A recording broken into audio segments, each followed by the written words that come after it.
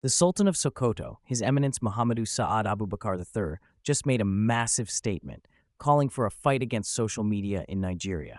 Is this about fake news, freedom of speech, or something deeper? Nigerians are firing back with mixed reactions. From outrage to support, the debate is heating up. Let's break it down. What did he really say, and why is this causing so much controversy? Stick around because this is one discussion you don't want to miss.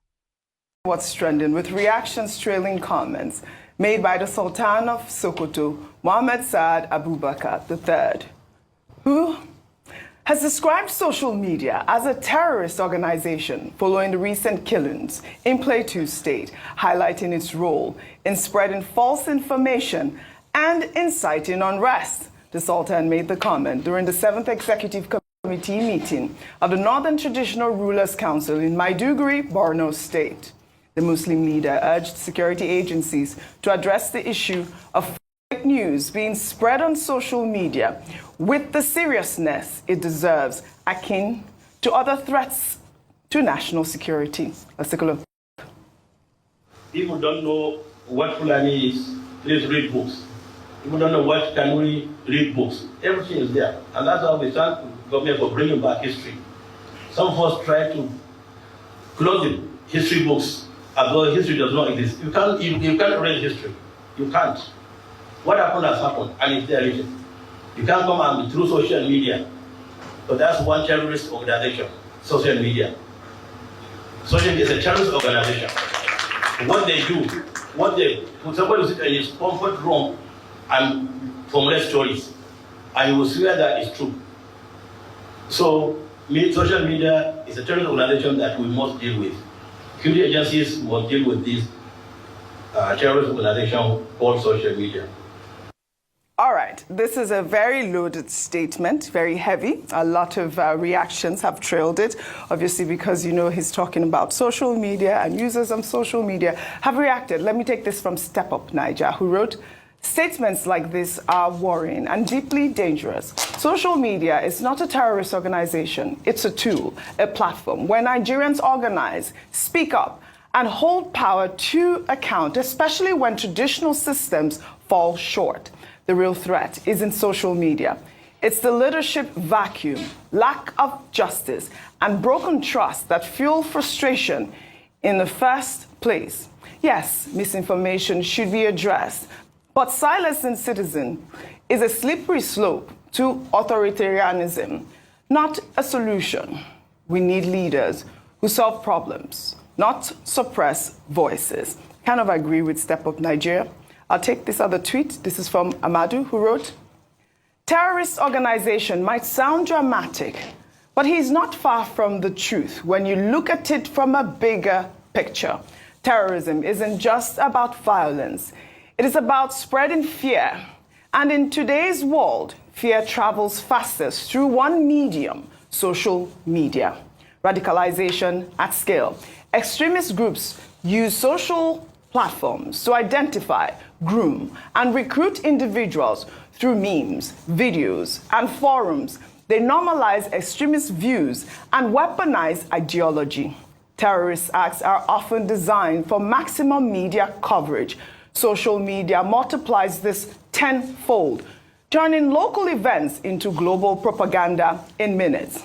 Platforms like Telegram, WhatsApp, and even Twitter DMs become tools for planning, coordination, and private propaganda away from law enforcement scrutiny. Gamification of violence. Some extremist groups treat acts of terror like missions or achievements. Social media becomes the scoreboard, rewarding those who go viral with notoriety and admiration in radical circles. Several attackers have broadcasted violence in real time, knowing platforms will amplify the spectacle. This serves both propaganda and psychological warfare purposes.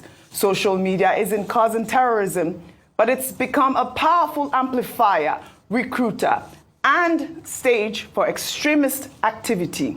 Understanding this is key to disrupting the digital ecosystem of modern terrorism. The role of social media in our contemporary world can't be overlooked. That is a loaded tweet, a lot of dimensions with what he has said. And I do also agree with not everything, in part of everything that he said. No, I think the lion's share of what he said is actually quite apt. Yes. And I think that for a tweet, it almost reads like an article or an essay, really, Yes, because I he's thought it was articulated beautiful. himself very, very well. And I think that what he has done is really identified the problem with social media. I'm quite accustomed to defending social media because I think it serves a great good. And we've had, even before the explosion of social media, we've always unfortunately had crime, had negative issues, and what we might not have had is a vehicle to make people aware of what is happening in the world. Have people been able to weaponize social media to negatively? Absolutely. Absolutely. So I do think that what he said is correct, but I don't think the solution is to ban it or to end it. It's unfortunately another layer of this evil of terrorism. Absolutely. Let me take another tweet, Rufai, because I know that you want to buttress your point here. This is from Polonium, who wrote, I think what he wanted to say is that terrorists use social media to showcase their crimes. Don't we see how terrorists and bandits post pictures of them sharing money on TikTok? Perhaps that's what he was referring to. I'm sure he has children and grandchildren who use social media, including WhatsApp. Are they terrorists or committing terror? His media aides should quickly do a PR and clarify his remarks. I think his remarks were quite accurate. I mean, he did say it. He reiterated social media as a terrorist organization.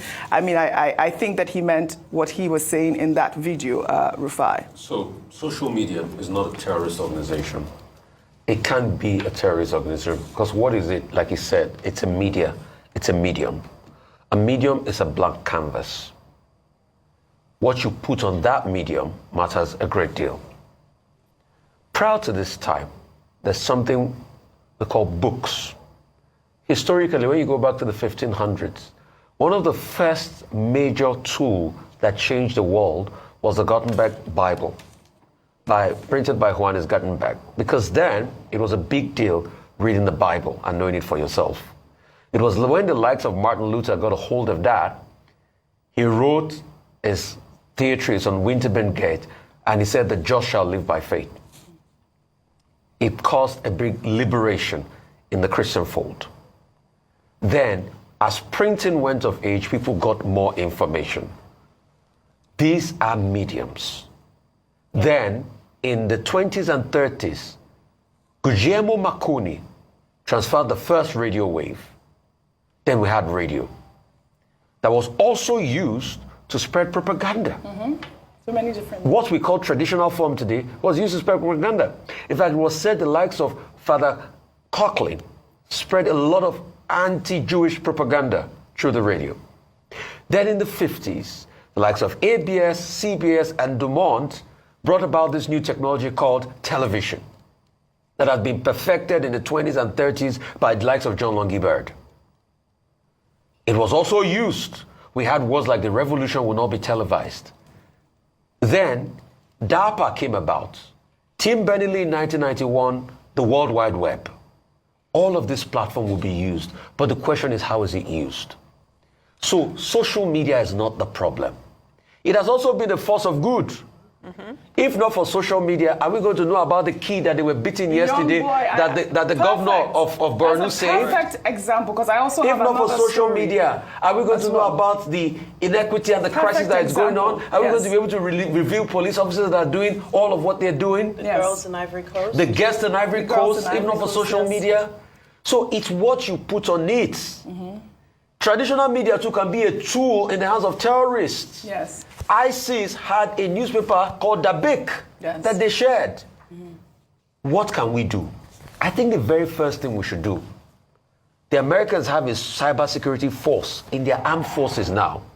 We should be able to have a cybersecurity unit that goes ahead, that is part of most social media sites, that debunk most of these lies and bring clarity.